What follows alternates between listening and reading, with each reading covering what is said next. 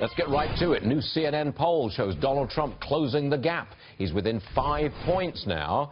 Joining us, Katrina Pierson, Trump national spokesperson. All right, Katrina, he is narrowing the polls, a couple of the big ones.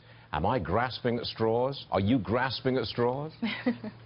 No, not at all. This race is a lot closer than most in the media would like to assume. We feel very confident Mr. Trump is going to win this race, mainly because we do know that a lot of these polls are being rigged. We've seen now through the WikiLeaks emails that the media has been taught actually how to rig them.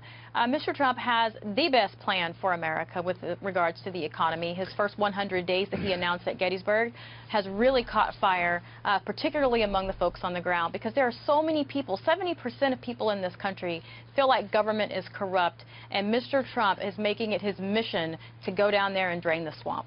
I'm going to ask you the same question that I've asked you so many times before.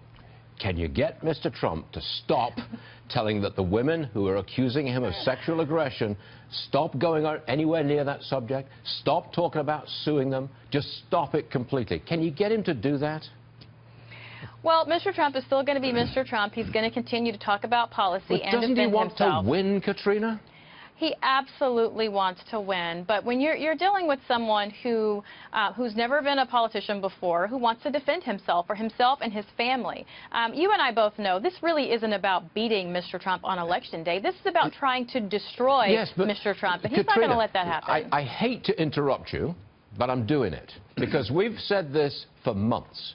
Every time I've asked you that question, every time, will you please drop the women's subject? Can you just drop it? It's a go nowhere for you. You're going to lose like this.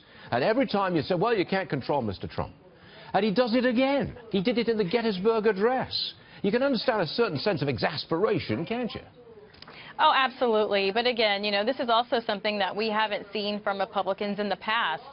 They never defend themselves. They always tuck their tails and run from it, and it destroys them in the end. And Mr. Trump's not willing to do that. And a lot of people have expressed the fact that he is defending himself as a method to fight back against the media narrative. Your internal polls, some people tell me that they don't paint a very good picture. Will you tell us how it's going? The internal polls, which nobody else sees? No one can speculate on our internal polls, but what I can tell you is that we are confident Mr. Trump is going to win this race.